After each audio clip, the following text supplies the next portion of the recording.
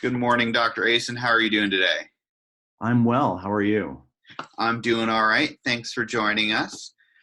Would you mind telling us a little bit about yourself? Sure. I'm a professor at the University of Wisconsin-Madison, and I've been a professor for about 20 years. I teach and I do research on issues relating to argument and other issues that are connected both directly and indirectly to argument. So a lot of my research has to do with the idea of the public sphere, which is a place where people come together to address common concerns, issues, problems, and goals. And one of the ways in which people come together in this space is through argumentation. Interesting. Can you tell me how you came about studying argumentation? Sure. So I have my PhD from Northwestern University and worked with folks there like David Zarefsky and Michael Leff and Tom Goodnight, all of whom have written about argumentation and rhetoric. And so as a grad student, I actually TA'd for Michael Leff in an argument course. And that was my first exposure to the teaching of argument. My own interest in argument in some ways reflects my approach to rhetorical scholarship. And that is that when I think about discourse and when I analyze discourse, I tend to think about how people articulate perspectives and points of view and the values that are attached to those and the ideologies that those perspectives exemplify. And so in those ways, that has come to characterize my understanding of argument and how I came to study argument. So my study of argument didn't begin with a specific focus on argument as such, but rather began with a focus on thinking about public debates over policy and how people interacted and engaged publicly. And then for me, argument became a more specific way for thinking about these issues and for studying these issues. I want to pause. You're using one word a lot, and I just was hoping you can define it for us. You're using the term public a bunch. Can Sure. you define what you mean by a public sphere versus, let's say, a private sphere or a technical sphere? Absolutely. So a public sphere is a space of discourse where people come together to address common issues and concerns. And so we can think about examples that we interact with on a regular basis. So for instance, issues regarding policing in the United States and bias in policing in the United States. And we can think about how we have public discussions and conversations and debates, including arguments about the issue of policing and whether or not there's bias in policing. And if so, what the source of that bias is. Is it poor training? Is it a reflection of stereotypes or racist assumptions? And so the idea of the public sphere, it's a kind of a metaphorical concept, but it suggests that when we engage, say, on this issue of policing in the United States and the potential for bias, our discourse creates this kind of shared social space that we interact with each other as members of a political community who recognize a common problem. And we express different points of view on that problem. And we also think about different ways to address that problem, potential solutions, how we might change our behaviors, the value of institutions like policing. So the public sphere refers to that discursive space where people come together to address issues and address concerns and work together to achieve goals. And could you contrast that to, is there something like a private sphere? Sure. So the definition that I go by is a definition that famous American educator and theorist John Dewey articulated. And the distinction that he drew was that, well, Dewey said we have to start with human action. And he said that human actions produce consequences, but those consequences are different in terms of their import. That sometimes the consequences of human actions are limited to the people who participate in the actions. Like, for example, you have a neighborhood garden. and members of a neighborhood garden are deciding what varieties of tomatoes to plant. In that example, that's a decision that really, I mean, people, I suppose, can share the fruits of their gardens, but it's really a decision where the consequences of those actions are limited to the people who are participating in those actions. But Dewey said there are other times where the consequences of human actions impact others. And it's when the consequences of human actions impact people who are not directly participating, but who are indirectly affected or implicated in the context or in the consequences of those actions that publics arise. So if we take the example that I just gave about the neighborhood garden, we can contrast it with a different example. Let's say a farmer is growing a crop and their land abuts a river. And that farmer makes a decision to use a certain pesticide on their crop. And the pesticide leaches into the water in the river and flows downstream. Well, that's a decision that has consequences for people who didn't participate in the action. In this case, the action of using pesticides on one's crop, because it impairs the water for other users downstream. And so Dewey would say that if you compare that example to the example of the neighborhood garden, that's a public or I should say that invites the creation of a public because these consequences are more far-reaching. And so in those cases, a public can organize itself to consider the consequences of human action and how we're implicated in the consequences of human action. Whereas private action or private spaces for engagement are spaces where the consequences of human action are more limited and confined to people who are participating. Yeah, that makes total sense. So if I'm hearing you right, what you're saying is what defines private versus public is how impactful a particular action might be. So if Right. something really has a large net of impact, then it might be considered public because it can bring in lots of different people into the sphere of interest. Exactly. And part of the key distinction there is this idea of direct participation and direct consequences and indirect consequences. That if you and I engage in an action and the consequences are confined to the two of us, then that can be a private action. But if you and I engage in an action where there are consequences for people who are not participating, then that can be a public action. Yeah, I think that's a really important distinction. So let's say you and I reach some sort of agreement, right, and it affects lots and lots of people outside of the room. That might be a public action, even if it only happened in a room in a discussion between you and I, such as a backroom deal is like the classic example I can think of in political discussions. Right, exactly. Yeah. Right. And or the example of the individual farmer, that might be one person taking an action, but in that case, the action can affect many others. Yeah, that's really, really helpful.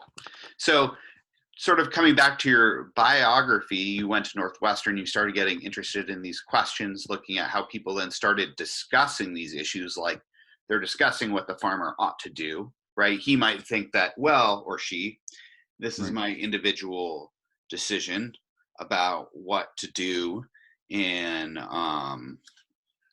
about land. People would start offering arguments. Who did you end up working with there? So I worked most closely with Tom Goodnight. So Tom Goodnight, who's a very famous argument scholar, directed my dissertation, but also pretty closely with David Zarefsky.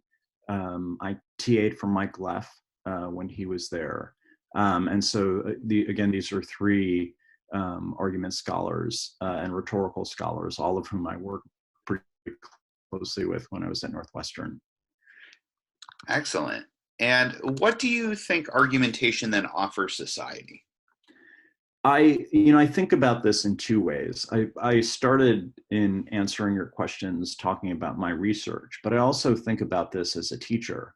So I regularly teach a course on argumentation here at the University of Wisconsin-Madison. And I think about what the study of argumentation offers in terms of what it offers individuals and groups in a democratic society. And there, I think it offers a number of things. One is that democratic societies are legitimated. We often hear the phrase, the voice of the people. And so we can think about this as a basis of democracy, that public opinions matter. that what people think about contemporary problems and issues and goals matter. And so those ought to play a role in terms of how we approach governing. And from that perspective, I think the study of argumentation offers us a perspective for thinking about how our concerns with others and to others. And by perspective, I mean not only a set of tools, although it does offer us specific tools, like here's how to construct an argument, here's how to evaluate evidence, but also a broader way of thinking about what it means to put together an argument, what it means to express one's views on a particular set of issues, and then a larger context for thinking about that. So, you know, I had mentioned, and we talked about the idea of a public sphere, and that's part of this larger context. So when we make arguments, especially arguments about public issues, about living our lives together, we do so in a particular context. An argument offers us a perspective on that context. A second contribution is in our roles as audiences of argument. So just in terms of the way that we take up information, if you think about our typical kind of internet and online engagements, we encounter arguments all the time, whether it's through a favorite website or reading a kind of tweet storm that somebody may articulate. And in these and other ways, in terms of encountering arguments, it's helpful to be in a position to assess those arguments, to think about their strengths and weaknesses, to think about the values that they draw on. And so these are all contributions that argumentation makes. I think in the times that we live in today, we can also think about the kinds of norms and values that argument, or at least the way I've been talking about argument, depends upon. So I've talked about argument in a democratic society. And so I think the study of argument helps us better understand the values of that way of living our lives and the threats. And why is it important to attach practices of argument to those values, and how might we understand the threats? So I think those are things that I try to convey in my teaching of argument, and also in my study of argument. I think in terms of the study of argumentation, I spend a lot of time in my work thinking about various threats, or at the least, perhaps dubious practices of argument, arguments that rely on values that disrespect people or marginalize people or justify exploitation. And so how can we understand those links? And then more hopefully, how can we imagine alternatives, and where can we find alternatives where people are engaged in arguments that build empowering and inclusive and just communities? Yeah, so one of the things I'm hearing you say is that when we look into this public space that we all share together, the ways that we might exchange reasons and discuss what actions people take could be really harmful, in fact, to one another, and the very act of discussing, right? They could be based on a negative view of the person or a disempowering assumption about them, whether that be a particular stereotype or a hasty generalization, although I understand these are informal logic terms. Right. But these might be examples of value statements, right? Thinking the less of the person, that is really harmful to the way that we live in a pluralist society. Exactly. I've spent a lot of time over the last decade or so writing about debates over public education, and especially calls to privatize public education, to reform public education in terms of the marketplace. And oftentimes these arguments, when they dismiss public education, make all kinds of negative assumptions about educators and about their motives, that teachers are lazy, that they feel secure in their jobs, and for that reason, that they have fewer incentives to teach children, or in explaining differences in terms of educational experiences and outcomes by background, like, for example, race and ethnicity. arguments that poorer students and students of color who also happen to be poor have insufficient motivations to learn. And so it's important in these examples to point out those connections, that if somebody is making an argument based on a stereotype, that we should know that, and on that basis ask explicit questions about whether or not these are in fact values that we want to endorse, and whether or not a position that draws on a value like that is one that warrants our assent, is something we should agree with. Yeah, I think that's a really good point. And the one with the teachers, I think, strikes, hits home, because that's one we might not automatically think about, but we hear all the time circulating in public discourse, right? When you hear about, well, teachers have the summer off, right? We're in the summer right now. Right. Do you feel particularly like we're taking this time off? I wish I had a summer off. Right. But these are sort of the implicit assumptions that circulate and paint an image that inform how people reason and reach conclusions. Right. And so what you're saying is it causes it, we should pause for a moment and think about, what do you think about these people that you're using to inform the decisions we're making? Right, exactly. And more hopefully, what alternatives are out there. And so part of a book project that I just finished up interviewed local advocates for public education. And so there, it's an example of how people are arguing and actually confronting these stereotypes and these negative images, and offering an alternative, and talking about how, in this case, public schools are valuable and play key roles in their local communities, and how and efforts to try to make that more of our public discourse. And so this, again, is a specific example, but by studying these practices of argument and advocacy, not only do we see sort of the kinds of negative stereotypes and values that might be informing public argument, but also how people try to address those negatives and offer a positive vision instead. Yeah. Out of curiosity, can you give me an example of an alternative figure underwriting? Sure. So something that's really important, I think, in terms of this alternative is that, and so let me preface this just by talking about how people sometimes talk about public education. Sometimes in our discussion of public education, we talk about it in very instrumental and narrow terms. The idea that public education provides a specific set of skills that allows someone to pursue a specific job. And as an alternative, what many of these advocates talked about during these interviews, and also demonstrate through their actions, is that actually public education plays a far more expansive role in the lives of students and in the lives of local communities that those students participate in. And that public schools actually can be centers of communities and community building.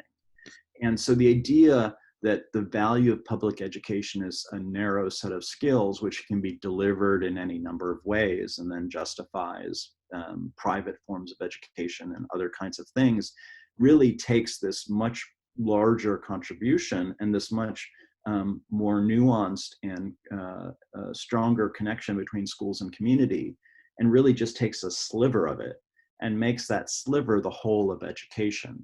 And so part of what these advocates are doing is trying to say, well, there's more to the story here. There's actually this far more expansive role that schools play in terms of community formation, and that's what we need to recognize.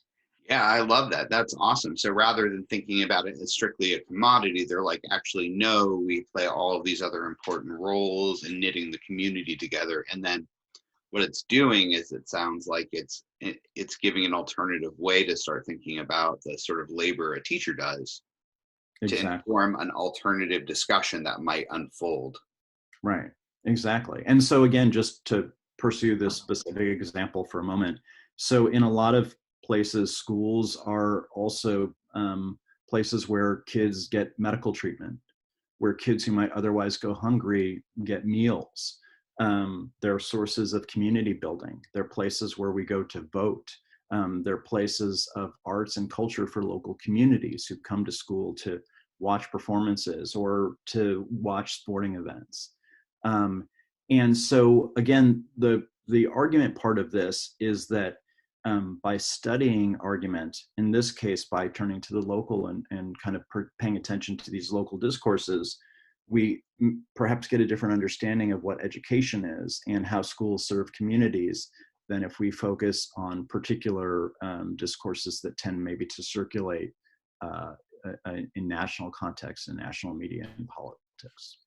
Yeah, no, I like that a lot. I think that's a really good example on how that might change the debates we're having around school if we adopt those different perspectives. And it's hard not to think about that in COVID times. Exactly. Yeah. And what's lost then when schooling is delivered entirely online? We can think about how, especially younger children in primary school, but secondary school as well, suffer when they lose that richer connection. Right. The socialization aspect of it. I mean, I know that there's a bunch, of people going hungry. There's a large issue with the National School Lunch Program, which is for many people one of the largest places that some kids get fed. Exactly. Right? Exactly. Yes, schools are one of the largest government programs. Exactly. Yeah. I think this is a fabulous example. So what then would you call your approach to argumentation? Do you have a name for it? So in terms of my scholarship, I most often characterize myself as a scholar of the public sphere. Okay. And so that's perhaps more expansive than the study of argumentation, in that argumentation is one of many potential ways in which people communicate in the public sphere.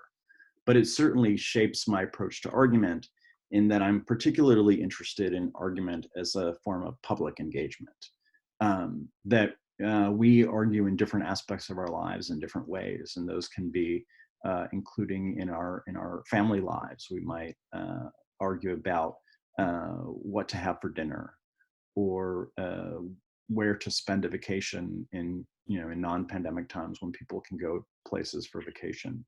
And obviously those forms of communication, those modes of argument are important, but for me, it's really a focus on public argument. And so when it comes to my teaching of argument, I tend to talk about it as sort of public argument happens on three different levels: product, process, and controversy. And so products of argument are those cases where we can discern a relatively discrete argument, that is, somebody articulating a position and offering reasons to support that position. Processes of argument are where people are exchanging arguments, they're interacting, and it doesn't have to be face-to-face, and it doesn't have to be at the same time, but we can point to people engaging other arguments and interacting with those. And then controversy is kind of a larger social perspective on argument. It's how arguments on particular issues can occur among many people in different places across time. And so I think about those three levels of argument also as a way to approach the subject. So in the example of this public education, could you sort of illustrate those three levels? Sure.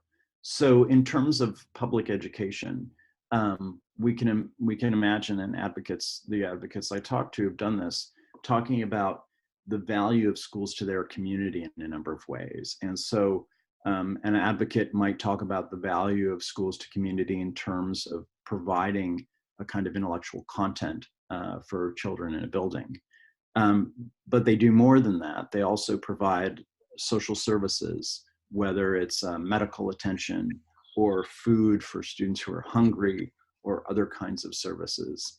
And they bring community members into the school building and connect teachers and students and others with community members.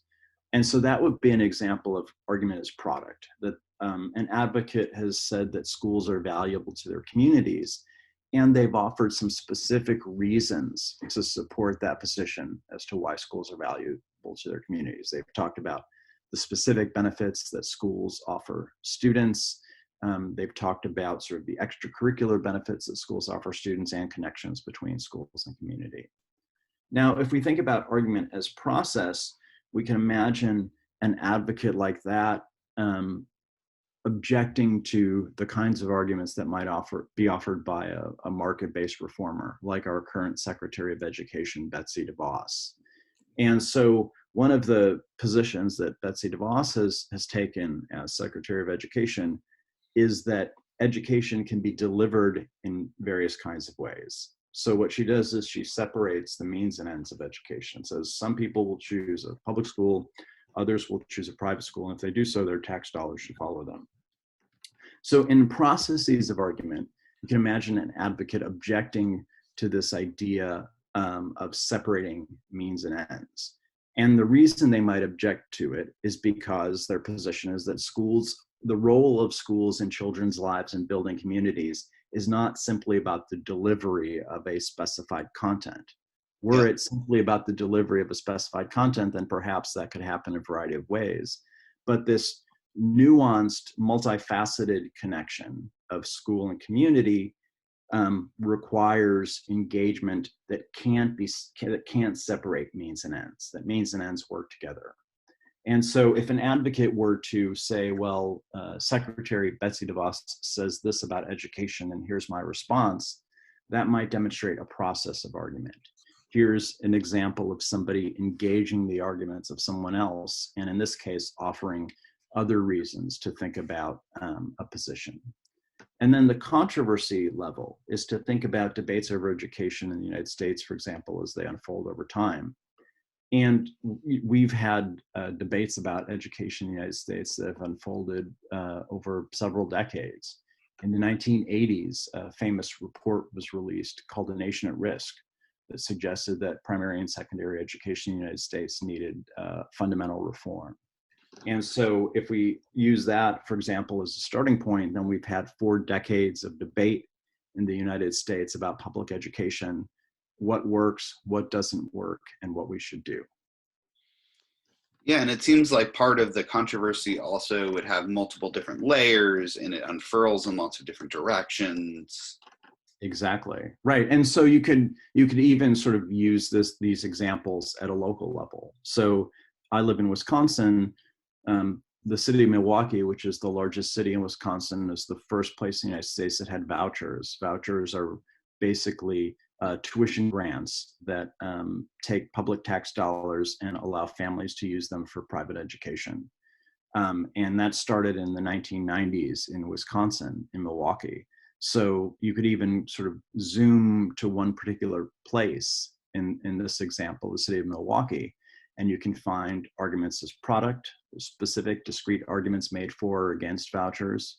You can find arguments as process, people engaging across perspective and across positions.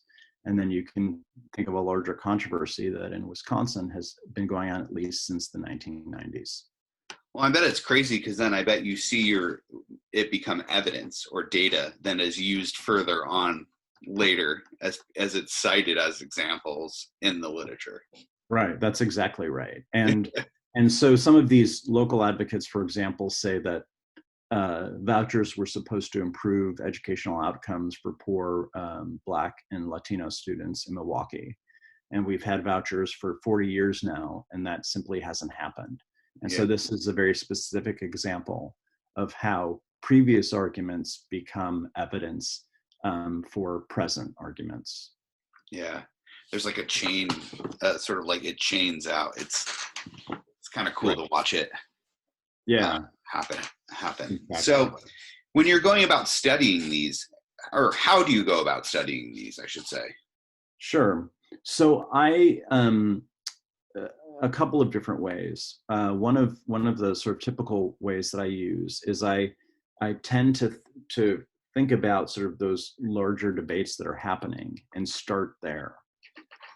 So debates over public education in the United States in today's society would, for me, involve starting with people like Betsy DeVos, prominent spokespeople for particular approaches, and then sort of moving from this kind of general level to a more specific level, thinking about specific arguments as process and product. So arguments as process being particular debates that may be happening around this general issue of education reform.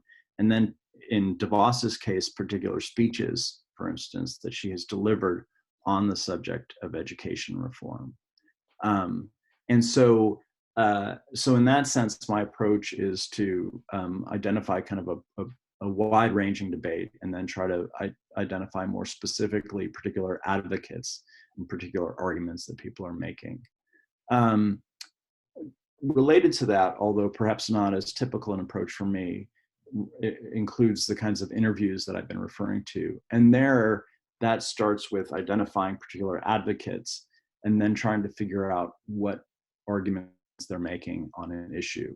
In this case, it was by interviewing and asking people, well, how do you support your position on public education and your support for public education? So depending on the project and how to approach it, it's either a kind of general, a more kind of broad-based effort to identify broader themes and debates and then specify those. And in the case of using interviews and other kinds of methods, start with particular advocates and then figuring out what positions those advocates are taking and the reasons that they offer to support those positions. Excellent. Now, does your project have a normative element involved? It certainly does. The specific project that I'm referring to, in that I make very plain my support for public education, and I do so because I think that public education is crucial to the health of democracy and democratic practice. And I make very plain my commitment to that as well. My study of argument more broadly, I think, also has a normative focus to it, and it's similar to what I talked about as the value or the significance, the contributions of studying argument. I study argument because I am interested in both witnessing and participating in vibrant, critical public debates that are inclusive, that value the contributions of different advocates articulating different perspectives, that are oriented towards qualities of justice and equality. And so not only does that motivate my scholarship, but that absolutely informs my approach to this study of argument. That it's study that's motivated by those sets of values, but also oriented towards articulating practices that can exemplify and invigorate those values. So can you give me an example of how you would evaluate an argument? Sure. When I think about my teaching, I think about both argument, and this also kind of relates to sort of the levels of argument that I talked about. Yeah. Kind of moving across these levels. And what it requires us to do is to think about arguments as positions that people take and reasons that people give, and kind of thinking about those in their own terms, but then also connecting them to context. So in terms of evaluating arguments on their own terms, or what I sometimes talk about with my students as kind of an inward focus on an argument. And the terms I use are premise and conclusion. Conclusion is the position that somebody offers, premises are the reasons they offer to support that position. That one way that we can evaluate arguments is to think about the relationships that are articulated in those premises and conclusions. So we've talked in our conversation here about how arguments sometimes may rely on negative stereotypes. So we can think about the premises or the reasons of a person's argument and potential assumptions that they rely on. And so part of argument evaluation for me is evaluating the bases of the premises. Then the second step is to think about the relationships between premises and conclusions, or the reasons and evidence that one offers and the position they take. Mm-hmm. Do the reasons support their conclusion? Do they provide enough support for their conclusion? And those kinds of questions. But to me, that's part of the process, but not the whole of the process. So we have to think about those questions, the parts of an argument and the connections among the parts. But then we have to put the argument back in its context. And this is where some of the other levels of argument come into play. We might think about audiences that advocates address. We might think about other positions that are taken, and we can think about sort of these larger thematic considerations about controversy. And so for me, then argument evaluation is thinking about an argument in terms of the position someone takes, the reasons to support that position, and then asking these broader questions about context and how arguments work in context. Yeah, I think that makes a lot of sense, right? You want to make sure that they're addressing the broader problem. You want to make sure that the argument itself has sufficient data to back the conclusion, and that the premise itself is sound. Correct. Yeah, I agree. I think that makes a lot of sense. So, hold on, I want to check my questions. Sure. So what else do you think that an up-and-coming argumentation scholar should know? I think that arguments and the study of arguments are always contextualized. And so I think that the study of argument has to respond to the moments that we find ourselves in. And I think our scholarship often does that. If we look at the examples, if we were to look at publications about argument across time, we could see in those publications concerns not only with argument in some kind of formal sense that supposedly is independent of culture or independent of kind of historical developments, but very much efforts to ground argument in culture and history. So I had mentioned that as a graduate student at Northwestern, I worked with Tom Goodnight, and Tom Goodnight wrote this famous essay in the early 1980s, you alluded to it, about the personal, technical, and public spheres of argument. Yeah. And in that essay, Goodnight not only delineated these different spheres, but he talked about his concerns about the encroachment on public argument from the technical and the personal spheres. If you read that essay, and particularly the concerns about encroachment, he's responding to some fairly specific developments. He ends the essay with an example from news media that talk to emerging trends of the time. Now, at the same time, that there are parts of that essay that have been influential for going on 40 plus years now. And so he provided a kind of theoretical framework, but also responded to specific historical developments. And I think that that's something that all of us need to do as scholars of argument. And I had suggested at the beginning of this conversation that my own justification for the study of argument emphasized democracy and the role of argument in democracy. And I think that in terms of our contemporary era, we need to think about democratic antagonists, challenges to democracy that jeopardize the practice of argument. And part of our role as argument scholars, I think, is to articulate those challenges. And I can think of two prominent challenges. One, which I've alluded to in discussing the example of arguments about education, and that is this idea that markets, both sort of models of markets and practices of markets, have in the eyes of some advocates like Betsy DeVos, increasingly stood as exemplars for human behavior and human relationships generally. And so the sort of historical connection that not only myself, but a lot of argument scholars have articulated between practices of argument and democracy in this example are threatened between efforts to popularize and further propagate market practices at the expense of democratic concerns and practices like accountability, like open and vibrant public debate. So that's one. And then I think a second key challenge is the challenge of rising authoritarian politics.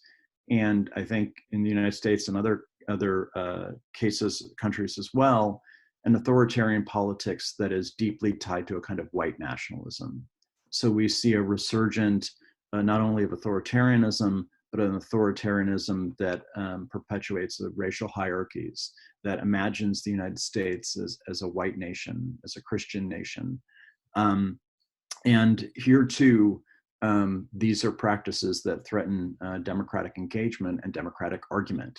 And so if one of the presuppositions of democratic argument is that the voice of the people legitimates action, this alternative authoritarian model instead values loyalty and likeness, and actually just an argument, if critical thinking represented in argument is seen as jeopardizing the kinds of ties that this authoritarian politics emphasizes.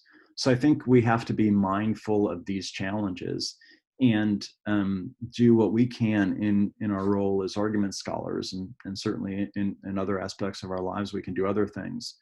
But in our role as argument scholars, to try to understand these processes, to try to explain how they work, and to try to get people to attend to these processes with the hopes of recommitting themselves to just forms of democratic engagement in practice.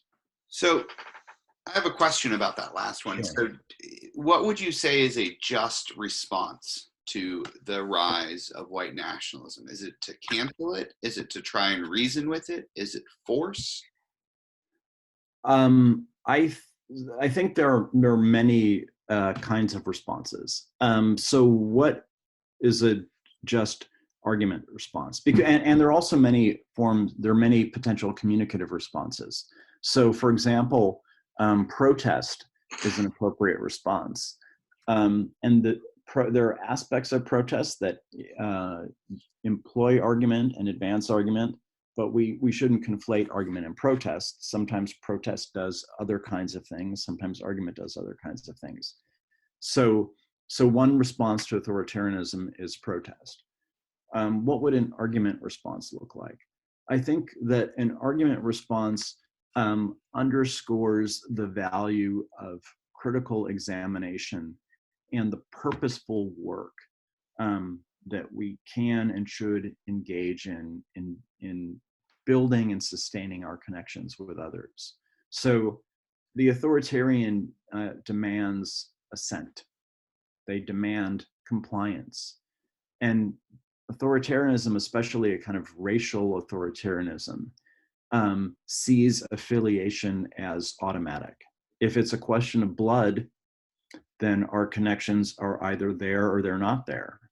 And if I don't share the blood, then there's nothing I can say or do that will enable me to affiliate in an authoritarian public or an authoritarian political community. So I think what the role of argument can do is to point out that in a society that supports individuals in their diversity and allows people to participate in multiple groups and communities, that these kinds of connections are not automatic. They're not either there, present, or absent, but that they require our active participation and our critical engagement. And when people ask us not to think and simply to do, not to think and simply to express loyalty, that's an opportunity for actually slowing things down and critically examining what someone might be asking of us or demanding of us or telling us to believe. And so this is not the only response that we can and should do when encountering authoritarian politics, but it's one response that argument can help us do. Resist the demand to simply behave and instead engage in critical examination. I like that. Simply ask why, right? Right. Yeah, right. I think that's I like to end on that. Thank you for your time today, Dr. Asen. Absolutely. Thank you so much for speaking with me. I've really appreciated this conversation. Yeah. Have a lovely day. All right, you too. Bye. Bye. All right, let me see if I can find